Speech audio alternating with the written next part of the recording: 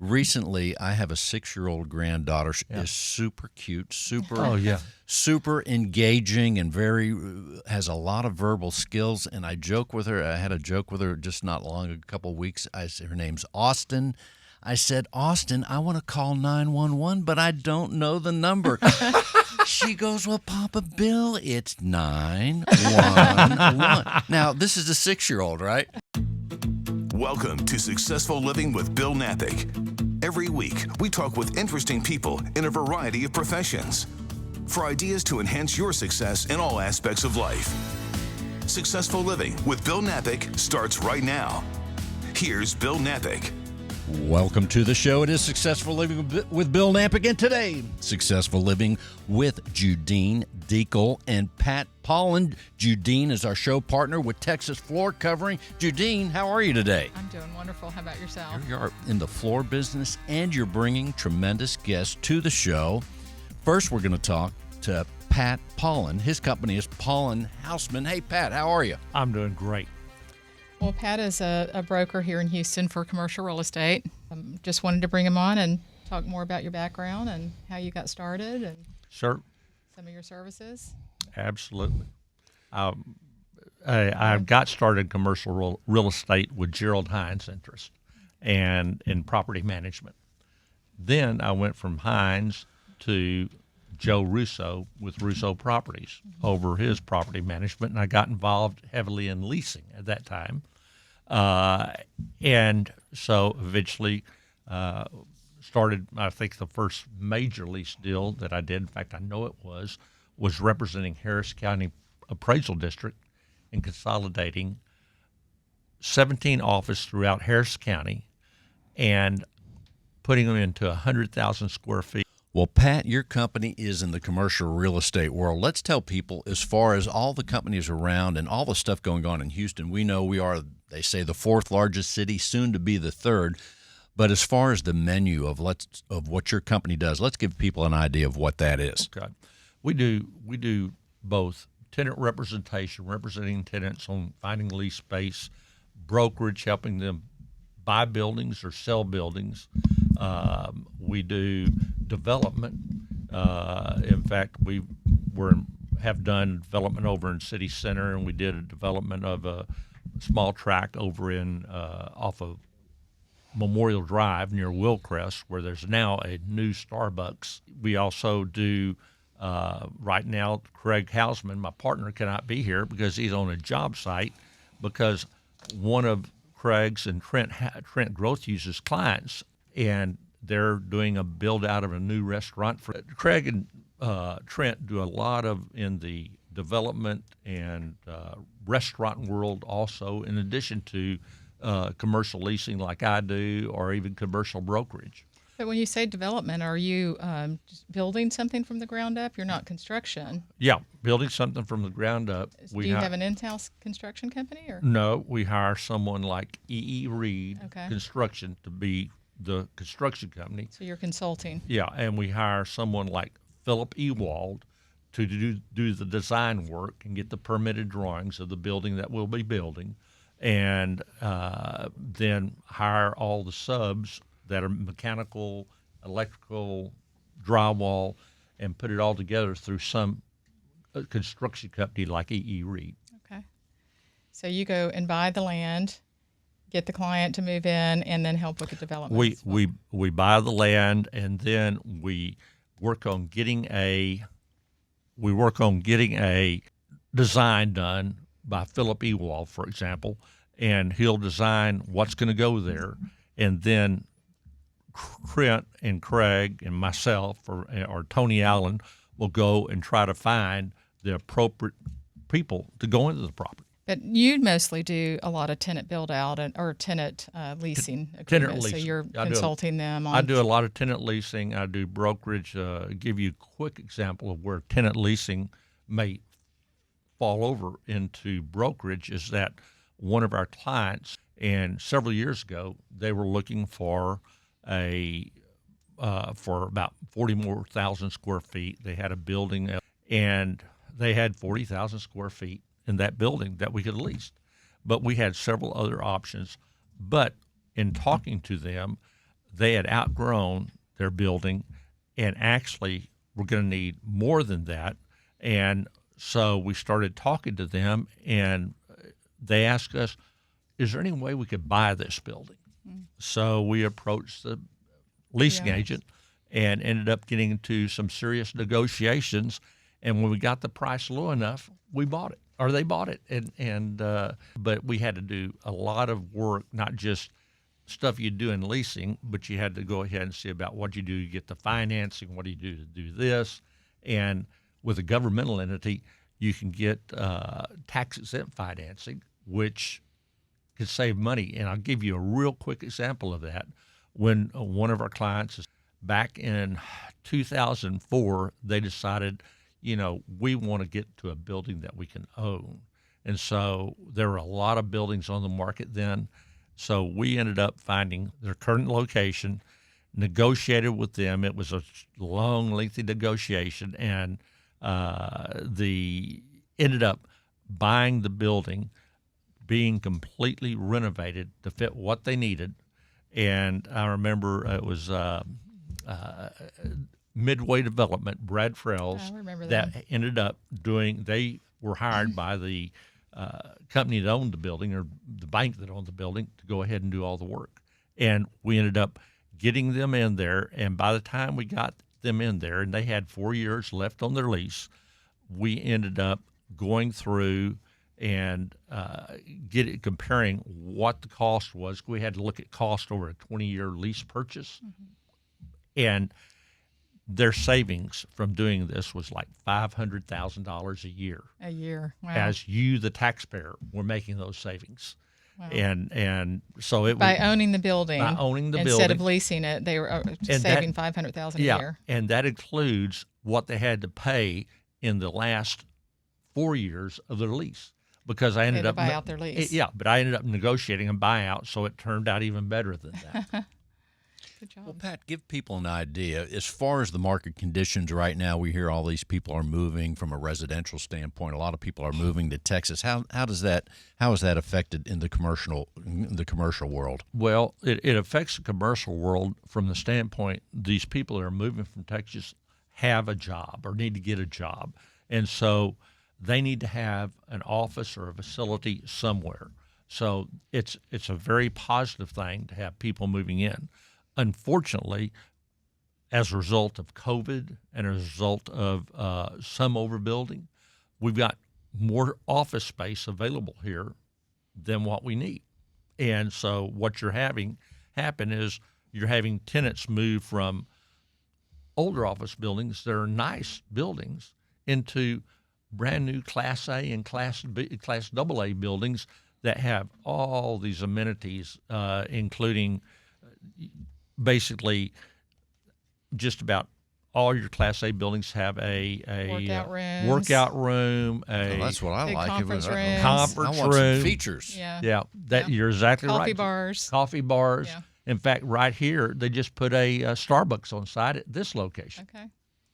So it sounds like, though, that there are, as people are moving in, there's also companies moving in as well. Right. And it sounds like they have a great selection of places to inhabit. Would that be true? Tremendous selection. In fact, this past year, 2 years ago, we represented in a relocation from Chicago to Houston, Texas. Nice. They've been in Chicago, I believe it was 130 years. And they didn't have any business up in Chicago, so their CEO ended up making the suggestion to the board that they come to Houston. And they ended up coming to Houston, and we ended up leasing space over on the Katy Freeway in Metro Nationals complex. And we found a sublease over there that was absolutely just what we were looking for because of COVID. They wanted to have a lot of offices so people were separated instead of having wide open space. And so we got them in there. Space was beautiful, got it all built out for a fraction of what it would have cost if you'd have gone and done a direct lease. Well, they've grown. We just had to lease another 13,000 square feet on a direct basis. Obviously, it was more money, but we got it done. So as far as the business right now, it sounds like it's good, and you still have people coming in from other places here in Yes. Houston, and they have a lot of selection. That's a great thing. As far as your day-to-day, let's say you have people within the city that want to find places to lease, right? Right. And then you have X amount from outside of the state and outside of the city of Houston. About how many, what's that ratio? Let's say in the last, without naming names, just within the last 10 or so people that you've helped find a space, a commercial space, how many are from out of Texas? I'd If say, any. No, there've been several from out of Texas, but there are a bunch that are not from Texas. Not from Houston, but say from out of state. Could be San Antonio. Like right now, I'm representing engineering firm that's coming in that has a temporary office here, but they want to get a permanent office here, and I'm working on getting them located in a building here. But I'd say probably 20, about 20% are coming from out of state or out of the city, and the other 80% are actually here in Houston looking for space or renewing space, because fortunately I have been able to keep the majority of my clients. I'm trying to think of the last one I lost. Well, and also the other thing I'm thinking about, maybe others are as well, is we've had such a trend to be working from home. Oh, yes. Also, sometimes people are working from home and they're going to the office. How has that affected the commercial leasing here in Houston? Well, what's happened is you've had companies be able to downsize. They still need to have offices. They want to have an office here, and they want their employees to come in. But instead of needing 10,000 square feet, they may only need 6,000 square feet. But they still have to pay the majority of their lease off. So Oh, yeah. if they have a Oh, yeah. 5-year lease, they're still paying for the lease whether they're using it or not. Right, but what you do quite often is a broker, you'll go in there and negotiate with the landlord saying, we want to give this back, and we want to, but what we'll do, if you'll reduce our space down, we'll go ahead and extend the lease some. Okay. Yeah. Well, that kind of sounds negotiate a nice. little bit. If I want to have a little bit less space, then I want to go to that AAA building or whatever you called it, where I could get some amenities. Oh, yeah. And it might even, just the psychology of that might even be better as far as worker enjoyment. When they have a nice space, I think you want to go there more often. Just There's saying. no question about that. There's no question about it. You're listening to the Successful Living Show today with Judine Deacle, Texas Floor Covering, and Pat Paulin. He is with Paulin Houseman Commercial Real Estate. He's in the commercial real estate world. We're going to take a short break and come right back in just a second. As we move from room to room, building to building, business to business, we are walking on floors of some type at all times. At Texas Floor Covering, we are there to serve you since 1989, helping you, whether you're an architect, designer, building manager, general contractor, a sports arena, government agency. We are there for your commercial flooring needs. Texas Floor Covering.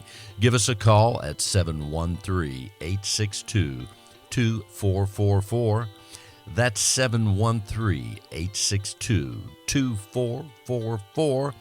Our website is texasfloorcovering.com. That's texasfloorcovering.com. Check us out. We are here for you, Texas Floor Covering. Welcome back, everybody.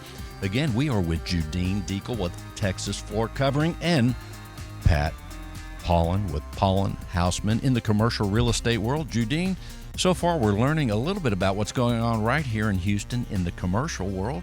Where should we go next? You know, I since I'm a leaser and I do lease, helping us get with the contracts, do you refer them to attorneys or do you go over their contracts with them? Absolutely request that they get an attorney. Okay. And I recommend they get a real estate attorney to Right. go over the contract. I go over the contract. I check So you'll go over it first and then say, here, get the rest of it's to check on the business Language. terms, the legal terms. That's what an attorney needs to address. And there are numerous good firms Yes. in Houston and areas that do this. I've worked with firms out of Austin, San Antonio, just different places, and Houston. So why is it that we need a tenant rep to represent us? Well, the one of the reasons is that a commercial broker that has CoStar and LoopNet and all this stuff, they can pull up the information on all the buildings in the area that you're interested in and the class and type of building that you want. But at that point, you can take that to the tenant or the client and have them identify which ones they like, which ones they'd be interested in. Then the broker will set up get plans on the spaces there, set up tours of the building. In fact, as you know, my assistant, Julie Presswood, has been with me since 1987. Mm-hmm. And she's a sweetheart, too. Yeah, and she will end up running all these reports, preparing everything, and then once we get the proposals in, we'll prepare a spreadsheet so that it's easy comparison for the client, and go through that spreadsheet with them, counter the offers that are made, and then maybe recounter the offer that's made. And at the end of the day, we end up with a really good deal. One of the ones that we just recently did was for a long-term client for over 30 years. We just put them into the 3700 Essex building, which is a beautiful building that's been redone, and it's right next to the Central Market on Westheimer. It's within walking distance. Yes, I know the building. But through the negotiations and going back and forth between buildings, we got their rate down to $2 a square foot lower than the existing building they were willing to go. And we got them, I believe it was 8 months free rent. Yeah. And the existing building, the most they could go was 5 months free rent. And the existing building was just going to paint and carpet. Well, 3700 totally took this space, gutted it out, and built it just to what the specifications were. Nice. So that's pretty incredible. And also they got free parking. Nice. Yeah, and that's good with the free rent and the lowering. Yeah. I think that if we were trying to negotiate that would be no way we'd be able to do it. We need that little buffer. Yeah, it's always good to have a buffer between you and the owners. Yeah. So, are you from Texas? Or? I am from Texas. I was born in Stephenville, Texas. Grew up in Rosenberg, Texas. Went to University of Houston, and started out working. First really big job was with Travelers, but insurance company and claims. And my brother-in-law, Fred Martin, had worked with Gerald Hines Interest and just left Hines to go to work for Hanson years ago, and suggested I go interview with Hines, which I did. Got hired, was there for several years, and then one of my boss over at Hines had gone to a company, Russo Properties, and I was up in Charleston, West Virginia, and he calls me up and wants me to see if I'll come down there to work for Joe and head up the property management operation, which I did. And that was good because I really got to know Joe Russo, and Joe is such an interesting guy. He has done so much for this community. One of the things that he did was, and a lot of people don't know this, Joe was very instrumental in 911, Harris County 911 being started in Houston, Texas. He had my partner, Russell Rao, was on Tom Bass's staff. Tom Bass was a commissioner.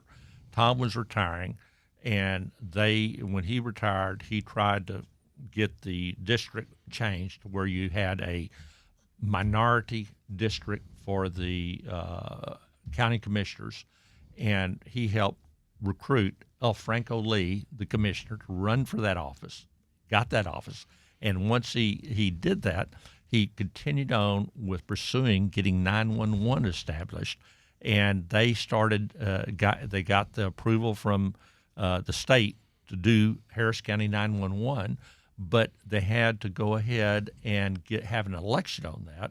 And so Joe Russo ended up, I believe, giving them like $20,000 upfront money to run the campaign, knowing that he would, hey, it's good for us to have that here. And so Russell, the way he tells it is that Joe ended up, they got the thing approved, but they only raised like $3,000 to pay Joe back. And so he had to call Joe and say, Joe, look, I don't know how we're going to do this. And Joe says, Russell, don't worry about it. The main thing is we got 911 down here. And he offered him a job. That's how Russell and I got to meet each other. Yeah, and then when that went to the city election, it was overwhelmingly 90% approval. 90% approval. So before, so I think everybody wanted that, which is a rarity that we had that many votes. Yeah. So you're talking about the origins of 911. How many years ago was that? It seems like we've had 911 for a long time. We have. It's before our time. We have. That had to be back in the, if I'm not mistaken, I think it's the early 80s. Wow. Yeah, and it was back when Mark White was governor. That was a long time ago. But I remember Russell having to drive to Austin numerous times, and because they had to get the thing by state law, they had to get the voters to approve putting that 50 cents or whatever it was on your phone bill to get 911. And the interesting thing, because also this was before Russell and I became partners together. We were just partners together over at Russo for a while, but I had my own company. And because I got to know 911, they hired me to represent them as a broker. And so what we had to do was see about what can be done to provide protection to 911 in terms of making sure their equipment never goes down. And so I ended up also being involved with developing the new 911 facility. And at that time, Russell was not on the board, but the board members knew me, all of them, because I'd done some work for them, and Russell disclosed. Pat's a friend of mine. And so it was great. And now they have such backup on that 911 facility.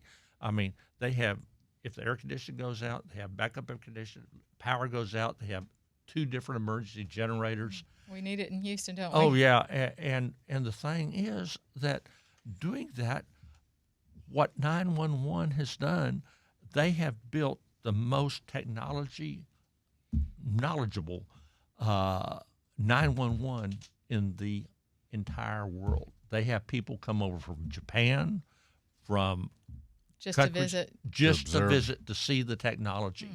And one thing that has been, I remember this, one thing that has really been great is one of the things that they did, because of developing the technology, they have been able to sell off that technology to other 911 facilities. And that's the reason this 911, we aren't having to look at heavy bills going up, because they're doing a lot of stuff that's just incredible. Well, that's a whole show in itself. It is. The history of 911, how it came about. How did they choose those numbers out of all the numbers? But I have a 6-year-old granddaughter. She is super cute, super engaging, and has a lot of verbal skills. And I joke with her. I had a joke with her just not long, a couple of weeks. Her name's Austin. I said, Austin, I want to call 911, but I don't know the number.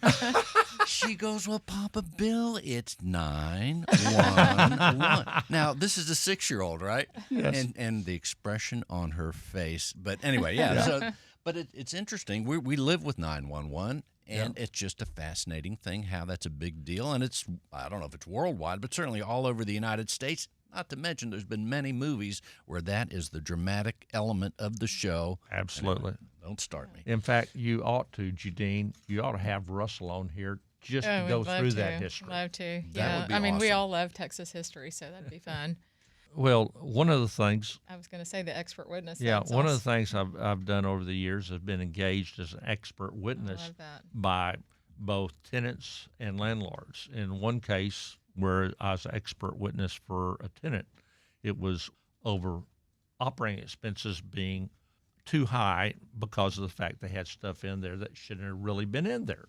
And Is so that like the escalations that you get at the end of the escalations year? you get every year. Okay. All right. And so I went through all the bills, and because they had this audit done, and they had a forensic accountant, and I had to explain to them how operating expense and escalations worked in this audit. Some of the items that were on there that was being challenged by the auditor were absolutely legit in billing them for that. But several of the things they shouldn't have been billing them for. And so went through that, and that went to trial. And I was on in court for 2 weeks on that. And then another time, they had a tenant that they had done this $1 million worth of build out. They had been in there on a year's free rent, and they moved out. And see, that's the thing is you get free rent, you get all this stuff. So they took advantage of the free rent and then took off. And so they tried to contend constructive eviction, and which it wasn't. I mean, they were doing some repairs to elevators and stuff. So I got in there, was deposed, gave depositions, that type of thing, and it went to trial. And it was on trial for less than a week. And the jury came back with a verdict after the trial. If they had paid the lease off, it'd have been about $4,300,000, just paying it off. But they came back with a verdict, $17 million. Wow. Because on leases, this is one of the things you need to be aware of.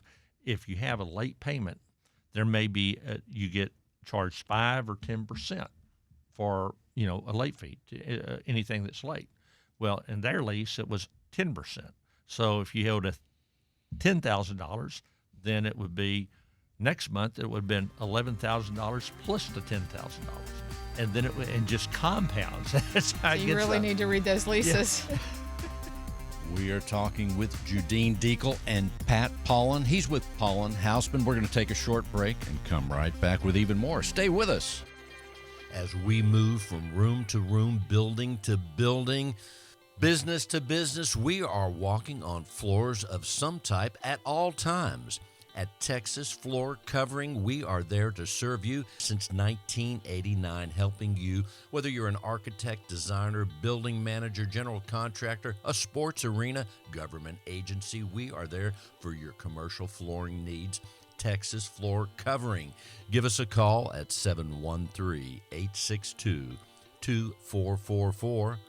That's 713-862-2444. Our website is texasfloorcovering.com. That's texasfloorcovering.com. Check us out. We are here for you, Texas Floor Covering. As we continue, here we are on the Successful Living Show. I am Bill Nampick, your host, along with show partner Judine Deacle with Texas Floor Covering and Pat Pollen Houseman. Well, guys, a lot of stuff, a lot of water under the commercial real estate bridge, but here we are. Pat, you're in the commercial world. Give us a quick word about how, as far as you know, of all the cities in the United States, Houston, I think we're marching along pretty well, right? We are. As far as leasing and availability for people. What are some of the other cities experiencing that you know about in terms of, are they doing great or? Well, Austin is doing great. Austin, because they have all these companies moving to Austin or near Austin. From California. Oh, wow. And you have the companies that CBRE moved from California to Dallas. I mean, so office-wise, those two cities are doing better than we are as far as occupancies. But the Greater Houston Partnership is doing a great job in attracting companies to come here. And so I think that's a very, very positive thing. I think that one of the things that I see is you need to have amenities for these companies that end up coming here and stuff. And because of all the development that of residential that is going on and is going on. You have incredible apartments with amenities now, with incredible restaurants. We have some of the best restaurants. We're spoiled, yeah. Anywhere in the world. I would agree, Pat. Exactly. And that's one reason I would never want to move, because I love all my restaurants. Well, and my partners, Craig Hausman and Trent Growth-Hughes, they represent good company, their restaurants. They represent Jonathan's The Rub restaurant, and they've been I'm going to go there today. Tell Jonathan I said hi. He's been on the show many times. Jonathan is a great guy. Awesome guy. And what he has done, he's had several events, and we've attended them, on the raising money for the Ukrainian fund. Right. Okay, I've seen that video.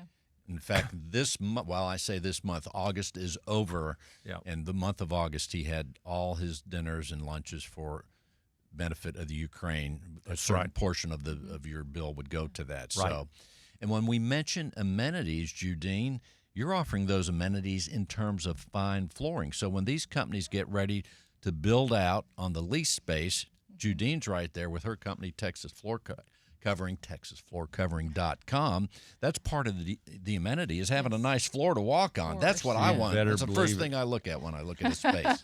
Well, I want to tell just a real quick Judine story. Okay. That I don't know this one, so. I represent one of my clients, and they needed to expand to some space on the second floor. They had bulk of the seventh floor, and so we negotiated the terms of the lease, and they could get it built out. There's not a whole lot they had to do, but they couldn't get the floor in because of delays or whatever for over a month, flooring in. And so I asked them, well, who are you using? And they told me, I can't even remember who it was. I said, let me call Judine. And I called Judine, and I think it may have been your daughter, and somebody came out, measured the space, brought back samples, 4 samples of carpet tile that we can have this in there by the end of the week. And that's what we did. And that's what we are. We're problem solvers. You are a huge problem solver. I want to just tell you one thing, because going back to the Ukrainian fund, I'm very involved in my church, which is Ecclesia Church, and that's our pastor's Chris say. Well, and that's why I brought him on, because he's God-centered. Oh, but Chris has been over to Ukraine several times and has worked on developing bread trucks going over there, delivering all that stuff to them. We have try to go to church every Sunday with my 2 granddaughters that are 3 and 6, and they love going to church and having listening to the music, and then I take them to the Bible study, and they just absolutely love it. I saw those pictures of them at church sitting in the pew, just they're holding each other. But I mean, that's been one of the things that's been a real blessing for me, is to be so involved in church and get to know people that are involved.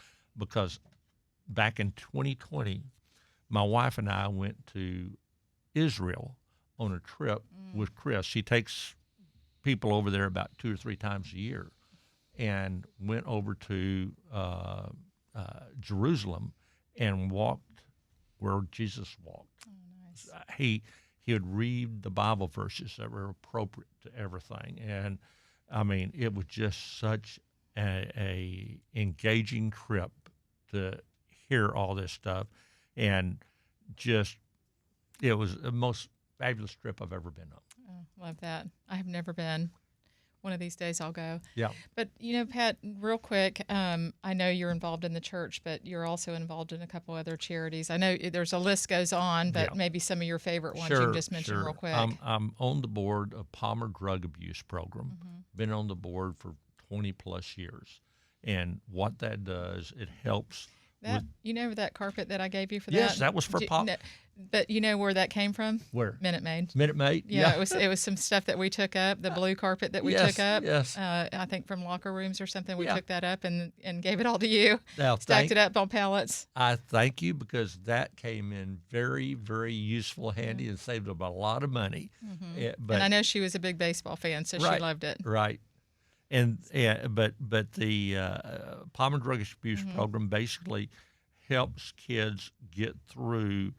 It could be, the abuse could be alcohol, the abuse could be drugs, whatever it may be, but it helps to build, if you get a whole group of them together, talking together and trying to work to stay off of that stuff, it's amazing how that does, because of the peer pressure. Yeah, it really does. And then I'm also on the Mission Centers of Houston board, and Mission Center of Houston board, we obviously do some distribution of food and help a lot of mothers that are working and have kids and need to have somebody help take care of them. And we did a lot during Hurricane Harvey. But I've been Isn't it just amazing how Houston comes together for that? It is. I mean, I'm just in awe sometimes of the churches and everybody that gets together on those. Oh yeah, no question about it. But I know that we have somebody else here that you may want to have talk about that, because I talked to one of the things, she and I were talking. One of the things that is very, very important that our church does, and our Mission Center of Houston does, is what can we do to help these people that need help, that have kids, but they can't go to work. House. Yeah, and it could, because of the kids, unless they get someone to help babysit or take care of them. Yeah. Okay. Also, Pat, before we close this segment, give us a quick word about the trend of commercial real estate. Here we are, good market right now, we would say. As we look ahead, 2023, end of this year, give us a quick word on your speculation. How's the commercial market going to wind up, or how's it going to unfold, better put? Well, you're going to have some more commercial absorption on office space during this year. And that vacant space that's out there, one or two things are going to happen. Either it's going to be leased from people coming in or people needing to expand some, or it could be repurposed in some cases, because some old office buildings downtown, they have been converted into residential or into hotels. And so that is, you're going to be looking at some repurposing there. On the buildings out in the suburbs, I think that you will continue to have great improvements made to the buildings, just like in the building that we're in right here. If you look at the lobby and look at the setup, look at the elevators, all these modernization improvements that have been done, that helps to attract new tenants to the buildings. So I think that it's going to get better on the commercial, but it's going to take a while. It's not going to be over in 2023, 2024. This is probably, they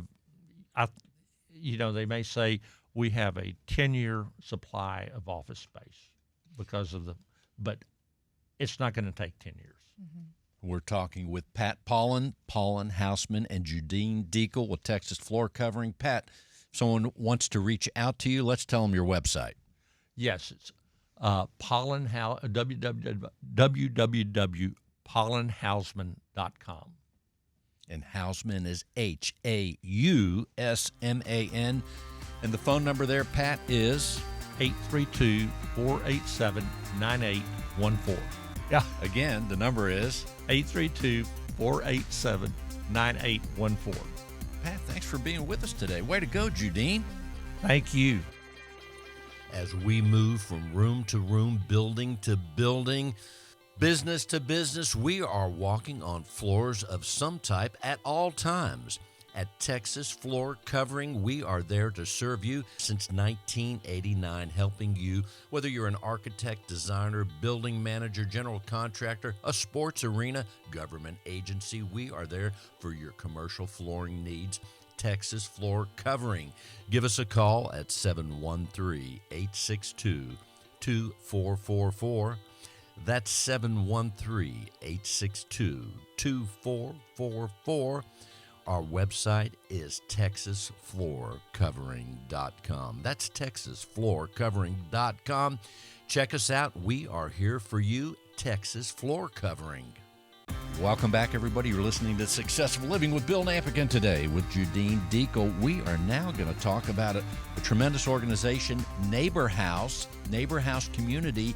Teresa Medina is here. She's the executive director. Teresa, welcome to the show. Thank you. Thank you for having me. We're excited, right, Judine? Yes, very excited. Well, let's tell people, Teresa, about your organization, Neighbor House. Neighbor House Community provides early childhood education for the children of low-income families and single mothers so that the mothers can participate in education and employment opportunities.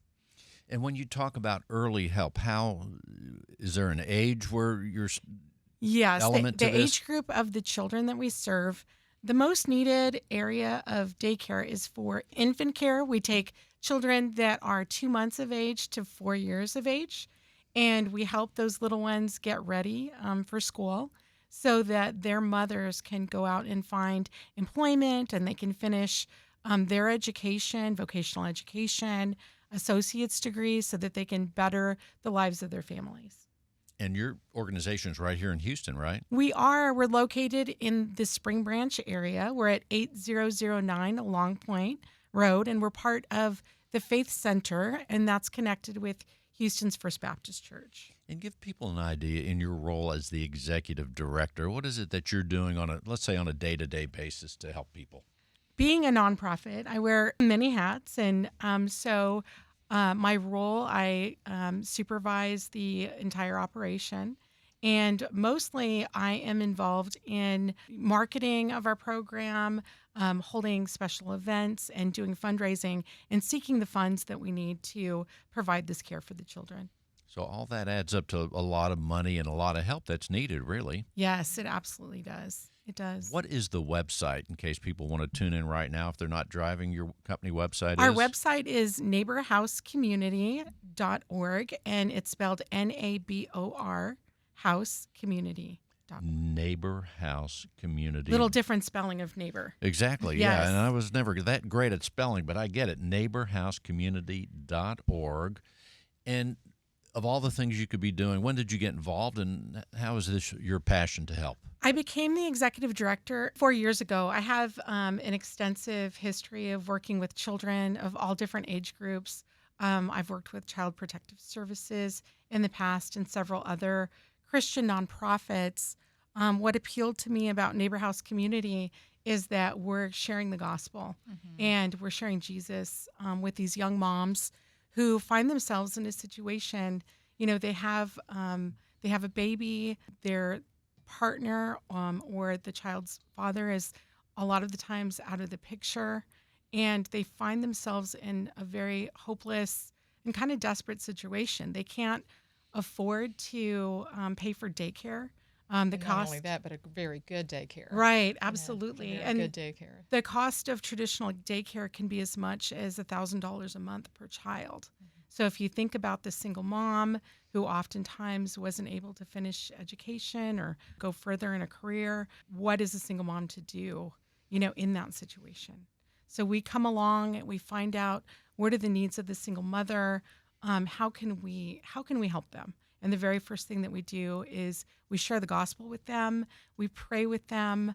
We find out what their needs are, and then we welcome their children in to Neighbor House Community, where we provide just a variety of different services for them. We provide breakfast, lunch, snack for our children. We participate in many other ministries. And I saw that when I toured your building, and I saw that, as the kids were leaving, you were giving them snacks on the way out so Yes, they could take ma'am. home with them. Yes, so not ma'am. only at the school, but you're giving them snacks to take it home as well. Our moms are living at the poverty level. And so what that means is they experience food insecurity. And so they're not sure sometimes where the next meal is coming from. And so we make sure to send our kids home with food so that there is food for the evening. We've partnered with different churches to send home food on the weekends and for holidays. We've also partnered with another ministry that provides hygiene products, paper towels, toilet paper, laundry detergent, because those are the things. And especially in this climate of high inflation, when You're I go to the reading my grocery mind. store, I was just going to bring that up. Yeah, it's tougher I go now. to the grocery store and I'm like, oh my gosh, the prices are so different now than they were. What would I do? And so oftentimes mom tell us they have to choose between laundry detergent and food, or, paying the rent or the day. So do you give this to the moms, like a little care packet or something when they're picking up their children? We actually have at the very front of the center a little mini food pantry, and we keep that stocked.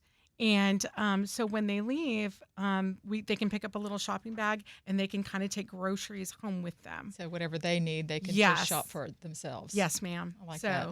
No, it works out really great. We're talking with Teresa Medina with Neighbor House. The website is Neighbor House, NABOR, housecommunity.org. And that, interesting, as you, like I said, you're reading my mind. A year ago, 2 years ago, it wasn't as tough, even though it was tough in the circumstances that you're describing that people are in and these children are in. But now with the high inflation, it is even more critical, and you need more help than ever, I would think. Yes, we do. And this is one of her fundraisers here for the Fall Festival, that you're doing for the children, which is free of charge to the children. Yes, absolutely. You get corporations to sponsor. Yes, we look for corporations in our community to sponsor our Fall Festival. It is a completely free festival to the community. We're right there on Long Point. There's a lot of need there in Spring Branch. There's a lot of need in a lot of different pockets of the city. This is a great way for us to share with the community about Neighbor House and what we do. And it's a great way for corporations and businesses to get involved and to let people in the community know that they care for them. They're doing business in the community and they care for their neighbors. So we just really love this festival. It's a lot of fun. It's, the jump houses and cotton candy and hot dogs and everything is free. But more. Can we be there? Yes, absolutely. I would love that. Yes. And Judine is actually one of our sponsors this year. Thank you so much. But also what I wanted to share, what makes the Fall Festival different, number one is because it's free. I'm not sure. A lot of people, I have children. They're older now. But when I would take them to fall festivals, boy, you could drop a lot of dollars at these little fall festivals. Very expensive. Everything costs money. We want that little community to feel like we're here. We're here for you. We want to have, this fun day for you. And it shouldn't cost the moms anything to bring their children. But also what makes the Fall Festival different is that I invite other ministries and other charities to come. So it's a fun day, but also the parents in the community that come, there are resources there. So if they need help, they can find out about resources right there at the festival. And when is the Fall Festival? Our Fall Festival this year is on Saturday, November 5th, and it's from 10 a.m. to 2 p.m. Saturday, November 5th. And yes. Teresa, that would be on your website as well? Yes, sir. And there's ways to, we've got a wish list there for our Fall Festival.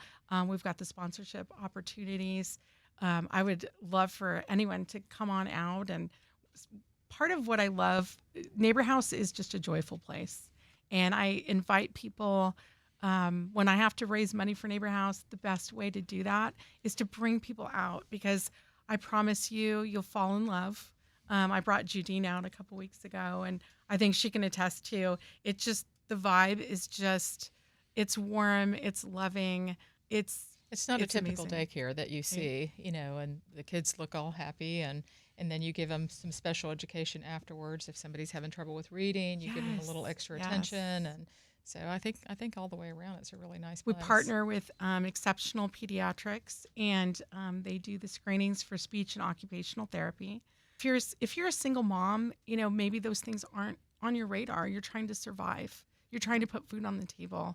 And so maybe you're not noticing if your child's hitting the milestones that they need to hit. And so that's what we're there to do, And we partner, like I said, with Exceptional Pediatrics, and several of our children receive that therapy right there on site while mom's working or at school. And people not just in Houston can help your organization. So if someone's listening on the internet after the broadcast, if you're in New York, Indiana, wherever, they can go to the website, which is Neighbor House Community, NABOR House, HOUSE Community, COMMUNITY.org. There you go. It's that and probably didn't need me to spell all of that, but do you need a phone number?